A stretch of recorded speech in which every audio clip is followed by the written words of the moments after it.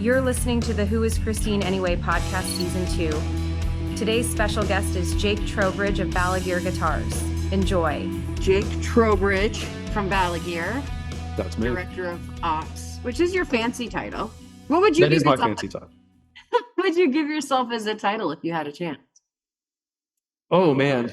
Well, disclaimer, while I do think titles have value in a company, it's, right, it's all kind of a little ego, a little whatever. There's a little bit of all of that, I think. But I think fixer of things. I don't know, patchwork quilter.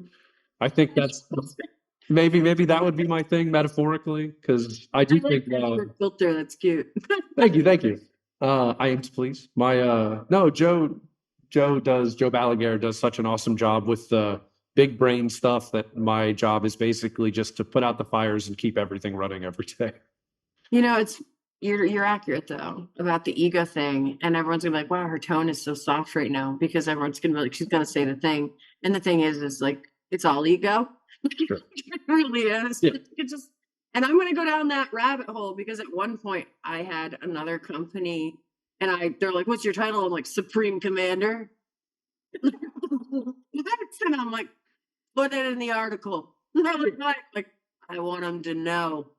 Exactly. Like total thugged it out, and they're like, "What?" It's just you get the point, right? Like we're going with that. Exactly, and it's perfect, right? I mean, that's absolutely true. But it was just because everyone, I don't know. So naturally, kind of people claw for those titles, Yeah. in their jobs, and I got so sick of it being like, "So are you the CEO? Are you the creator? Are you the founder?" For me, and I was just like, so one day I just kind of sarcastically was like, "Supreme Commander, head leader." I was like some sort of alien force. So Right. I think you do have to have some level of ego. I think in all jobs in musicianship, and I know Joe's. He is incredibly intelligent. So was your interviewing process with him like super fun, or were you terrified? Yes, he is incredibly intelligent. B, he also probably has the smallest ego of almost anyone I've ever met. Super humble. Yeah, he really is. And it's legitimate. It's not just some, bullshit or whatever. But it's he's one of my best friends too. So that happened naturally separate from the professional thing, because he is a humble guy who is good to be around. But no, it was chill, honestly. I was living in California at the time.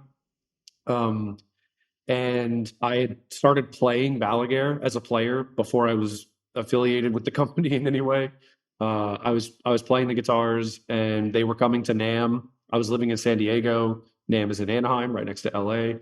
So only about an hour and a half, depending on traffic, from where I am, and where I was. And I basically begged. I was like, "Hey, man, can I come to NAMM? If you can give me a pass, I'll sweep the floors. I'll do whatever. Growing up in rural Louisiana, and now I live in California. Like, I'll do whatever. It was a dream. Just so you know, as a veteran of NAMM myself, who has worked booths and everything else, the thing to say that we want to hear the most is, "I will bring hand sanitizer." Oh yeah. We want hand sanitizer. We want hand sanitizer and snacks. Yes, there. You stole it from me. 100%. Police to just like fuck off. Oh no. A better term, like, we just want y'all to kind of go away. We're also sitting in the same riff on repeat, and you turning up the amps as y'all are practicing. That's what we want. So, any of those offer hand sanitizer is always the way to go. Like, oh yeah, if you show up with hand sands, water, or snacks, you're in. Like, no questions asked. You could be the weirdest person on the floor, and I'm like, "Hey, you come chill with us for half an hour. You bring all those things, we're golden." I'll be your new best friend. Yeah, exactly. He brought me emergency sanitizer. You bring real. So 100%. Now that I've said that, somehow on the Google universe, the algorithm gods are gonna be like, "Did she say anthrax or nanthrax?" So I'm gonna be like, Yeah, "It's definitely nanthrax." Like, you went from one zoo to another zoo willfully. You went from the San Diego Zoo into the NAMM Zoo willfully. Yeah, I'm gonna hear a massive crash, and it's just gonna be like Spec Ops busting through your window, like, "You said anthrax." Like, finally you're here. Right? I've been waiting. Horrible healthcare. Take me away. Yeah, seriously, right? I get sandwiches every day. I Uh, know. Could you imagine? It's like all of, I don't want to say the best parts of high school, but it kind of is. It's like you get 3 meals, you can sleep in this nurse's station, you yeah, might right. get beat up, you don't know. Like it's just Yeah, great. So sounds familiar. Joe really is. And it's so weird because it's like talking about him in the third person, although I know he's more than likely going to listen to all of this. But yeah, I think we met, I can't remember through just online interactions or I can't remember through something. I think Sure. they're not, we've been friends for years. Joe and I have. And I've watched from, because I was working with a different luthier like freaking hell, 6 years ago. And I think that's kind of when I was looking up doing a lot of lutherie, and I think I kind of had come across him at that point. And then I just connected with him, I think, on social platforms. But he's been so approachable, so like just easy to. He's a real live boy. You know what I mean? Like he's a real live. Like you could just walk up to him, and it's just a normal person. But then again, I think of most of us as normal people. Yeah, which Like, yeah, there's a big asterisk next to that, which I think, especially in MI, right, in the music industry, it's like there's we often joke, we'll meet people or see people or talk to people about the brand or whatever, and someone inevitably at every trade show, anything we do with any duration, someone will say, "Oh, sorry, I'm being kind of weird." That it happens every time, and every time my reply is, "Yo, you're hanging out with a bunch of people in the music industry. We're all weird." Like yeah. there's no escape from the You weirdness. kind of have to be to survive it. You kind of have to be. And you kind of, I had the conversation with somebody else because they're like, does this seem, I'm not always comes up with an idea. And the first thing I do is I run to somebody and go, does this seem crazy? Like, should I book an extra therapy session?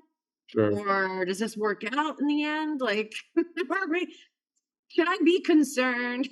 And a lot of people say the same thing back. And I'm like, all great ideas sounded nuts in the beginning to somebody. Oh yeah, for sure. Like I mean, someone said electric car and they're like, water. And they're like, we'll make it work.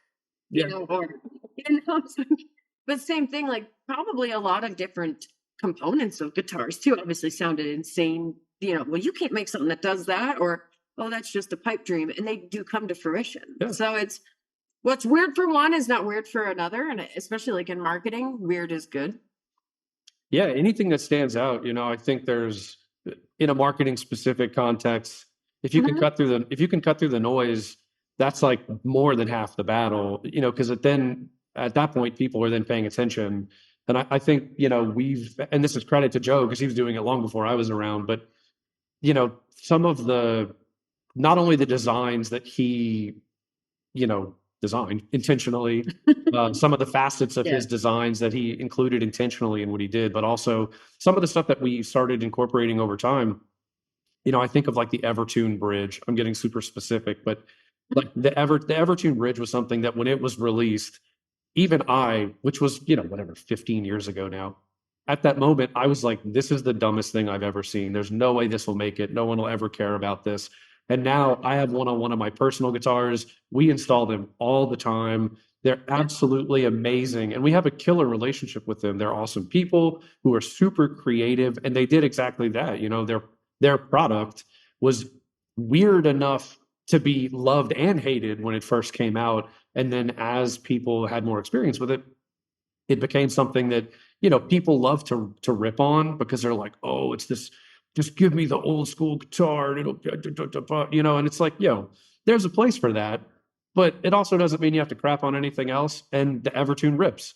So it's just funny to see that exact thing sort of unfold over the years in a specific industry and environment. It unfolds.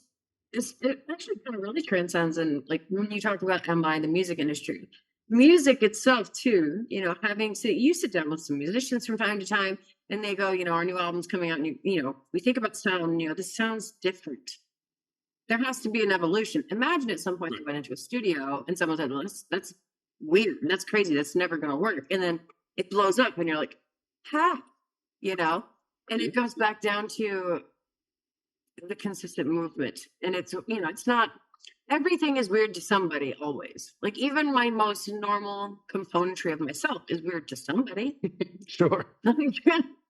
Probably more me than anybody. But It's one of those things where Evertune is great too. I do like that.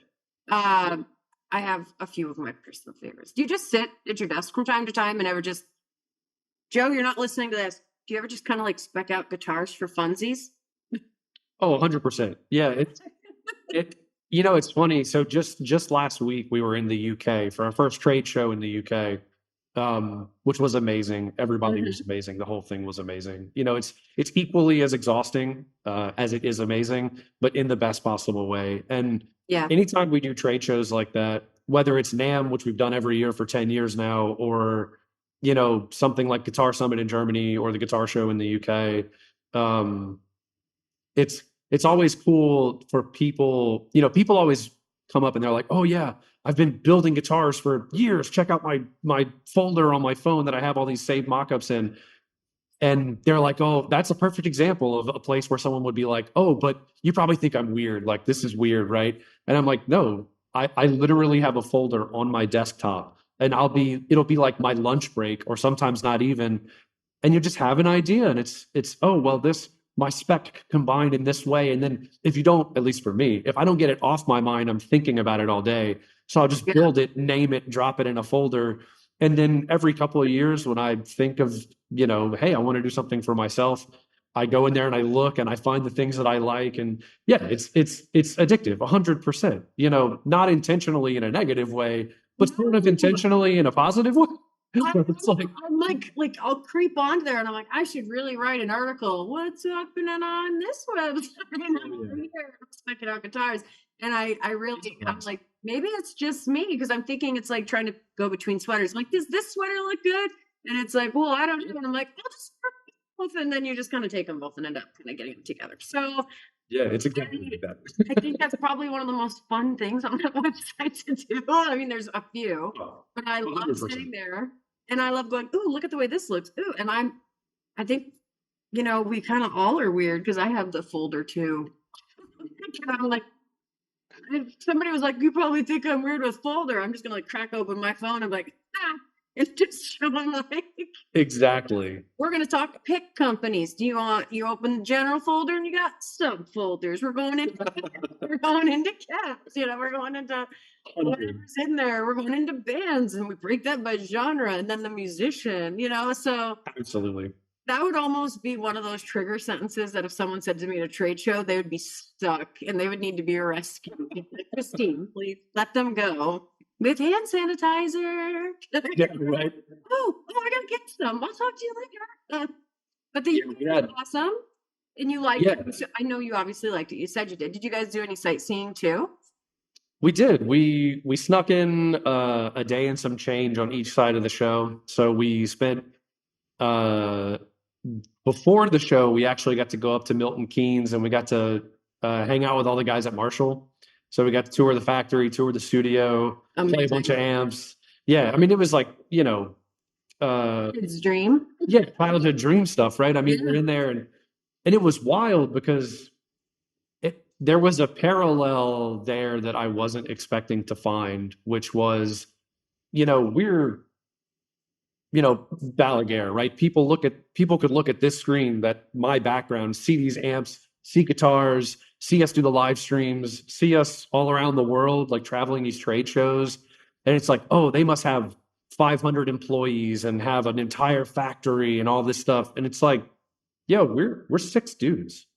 Like, it's 6 people. Like, it's not a big company. And when we were at Marshall, it was, they're so ubiquitous and they've been around such a long time. But when we were walking through the factory, there were people there sitting down, hand wiring amps. There were people with tools that they made, installing Tolex and doing custom work. And it was just, I'm getting goosebumps thinking about it, because it was such a great experience. And it made me so happy to see a brand that I grew up playing and that I love as a stalwart, just figure in the industry, still being that hands-on. And I think even I fell into the trap of thinking, oh, well, they're this huge company, they're all this stuff and blah, blah, blah, blah, blah. And it just wasn't like that. It was so cool and down to earth and hands-on. And shout out to Adam and Ollie. Watch, for being amazing, for being so hospitable. But it was just a cool parallel because seeing that and sort of being able to check myself in that moment, and because we hear it all the time about Balaguer, that it made for a really amazing experience for sure. It's something that, first of all, I think that's amazing, and I'm jealous of it. I'm like sitting here and I'm like, tell me more.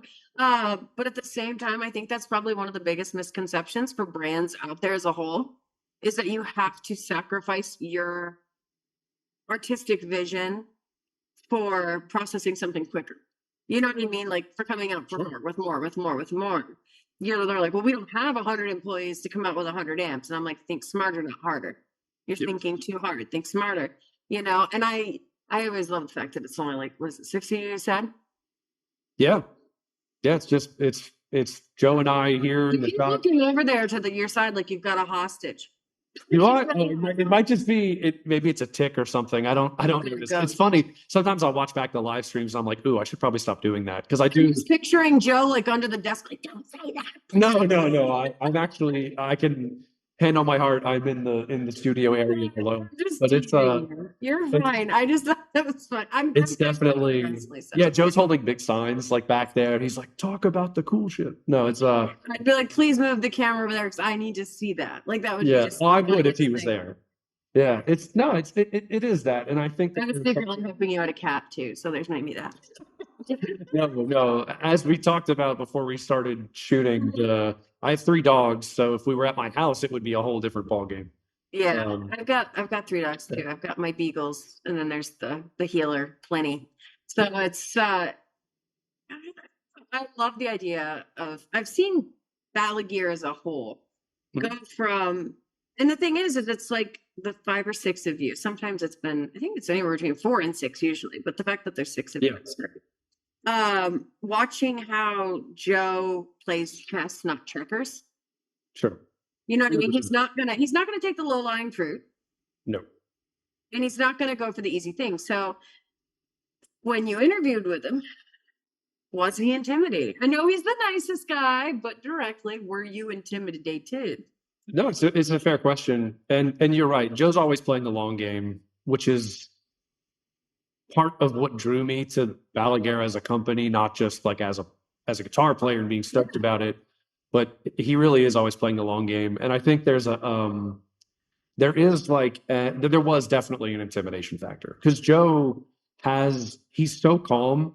And when he goes into it, commands attention. He commands it, not demands it, commands it. Yeah. Yeah, he does. And with no effort, he never does it on purpose, but he just has an aura about him with that stuff where I think, when we did NAMM, I did NAMM a second year with Balaguer.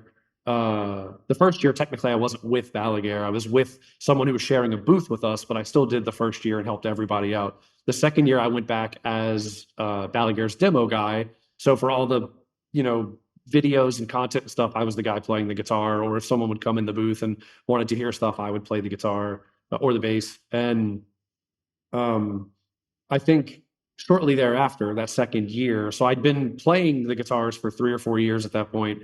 I had been around Joe 3 or 4 times. We had sort of become friends, but it still wasn't like a super personal colleagues. Yeah. And he called me after that show and was like, hey, I want to talk about this, the employment aspect of this.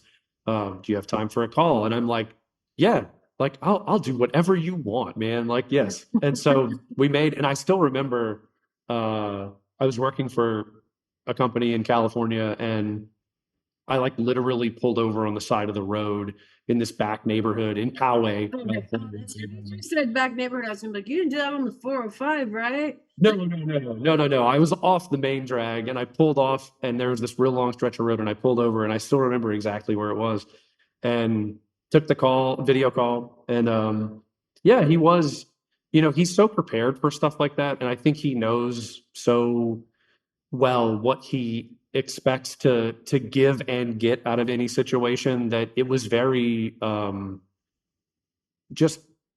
he was so well prepared. Yeah, and not in an impersonable way, just in a very like matter of fact way. He was like, look, this has been great. You've done a lot of work, you know, and I don't want to put words in his mouth, but it was a little intimidating just because I knew how well prepared he was going to be. I knew how he approached this stuff. I'd seen it on the show floor. You know, I really had an idea at that point of sort of his character and approach to stuff like that. And it was a great experience. You know, it's something that I think is sorely lacking very often in a lot of situations like that, where someone could very easily, I'm going to say, take advantage of their position in something like that. And he was not like that. It was very much like, hey, look, this is why we're here. This is what I want to talk about. And then we got through the business stuff. And at the end, it was very much like, hey, you know, all that stuff aside, I just want you to know how much I appreciate the sacrifices you've made to help us. Yeah. And, you know, this is not a reward for that. You know, this is because I value you and I see your experience and I see what you do and I think you're going to fit the team really well. And, you know, on the side, I just want you to know that, you know, I think you're a great dude and this is going to be sick. And, you know, he's a great judge's character, and I say that humbly, but as humbly as I can. But it worked out, and we definitely, you know, for 5 years now, I've worked for Balaguer. 3 of them here at the shop in Pennsylvania, 2 of them while I was still in California, and yeah, it's the intimidation factor has has gone away from a standpoint of the unknown, the intimidation of the unknown, but he still has that edge, and it's great because when we sit down to talk about business stuff, that's a professional industry term, business stuff. When we sit down to talk, yeah, when we sit down to talk about business stuff, it's very, you know, it's just like we spar about it sometimes in a great way where he's like, hey, look, you don't want somebody like, especially as I'm building teams, I will often bring people that I know do not like me, but are good at their craft in. And they'll go, well, this one's just as good. And they're your friend. Why didn't you pick them? And I'm like, because they would never tell me if something sucks. Yeah. And you kind of want that.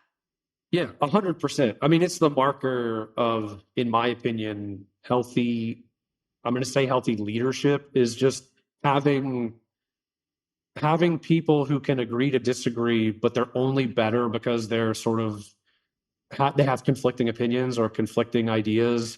And I think there's a really key caveat there, which is it has to be done respectfully. And I think a lot of people miss that part, which is where they think that, oh, you know, I'm speaking truth to authority or truth to power, you know, because like I have to do this in my company. Yeah.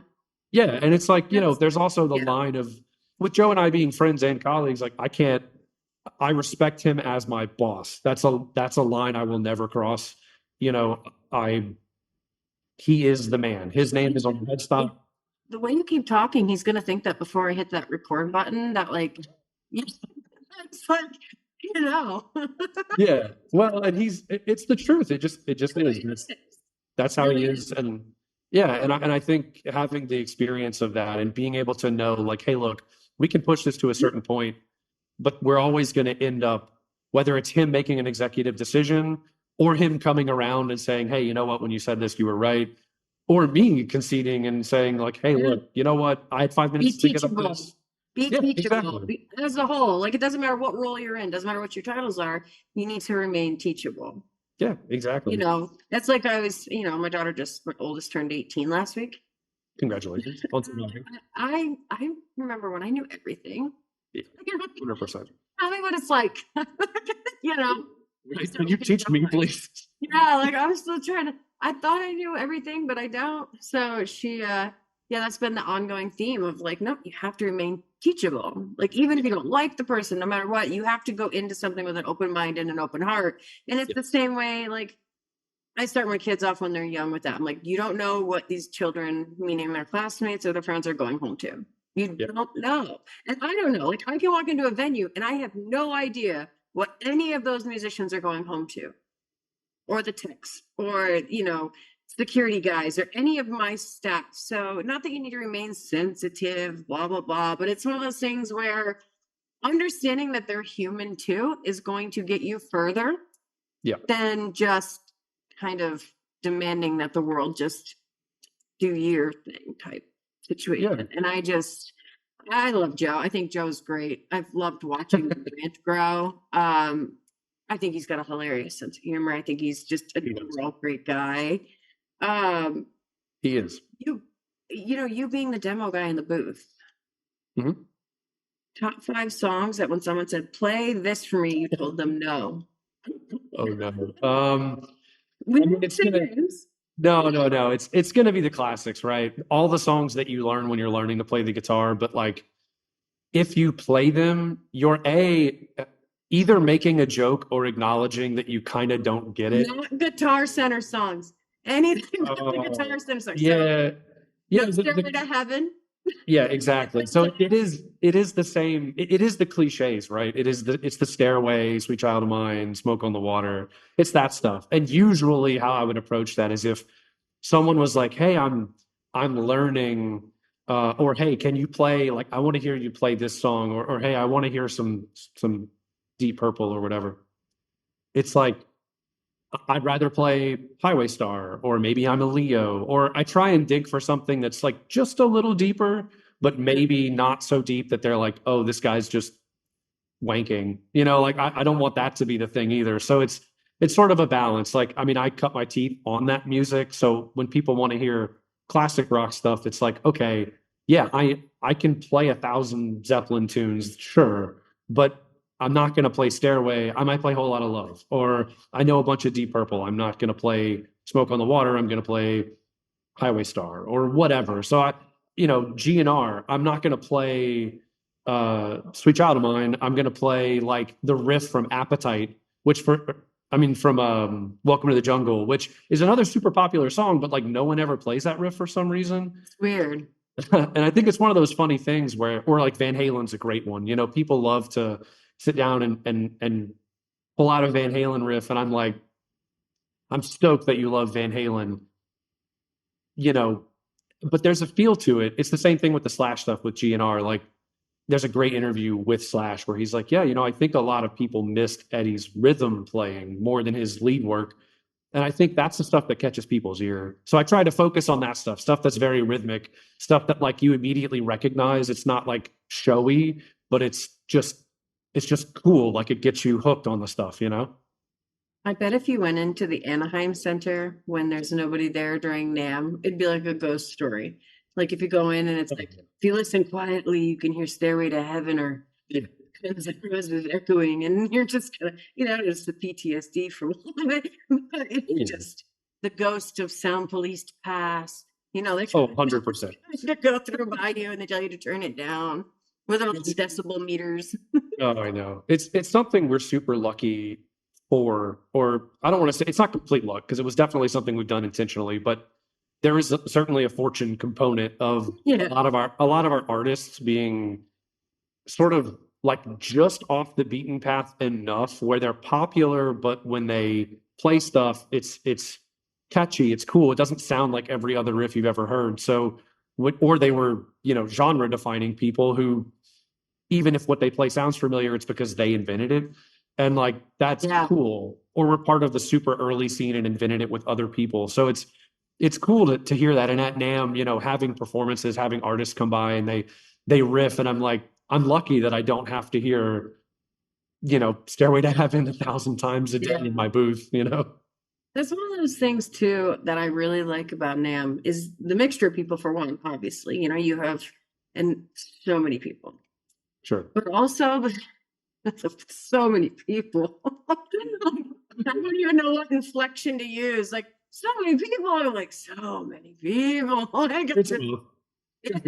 Well, it's exhausting too. Like, that is the most exhausting. Was it 4 days of your life? Or 5 if you're, depending on how long you're in town, or 6 days. But because you might have meetings after, and you might have meetings before, and so much. There's so much to it. Keep listening for the next part of this episode with Jake Trowbridge of Balaguer Guitars. Visit www.whoischristineanyway.com for access to all the social media links and additional podcast episodes.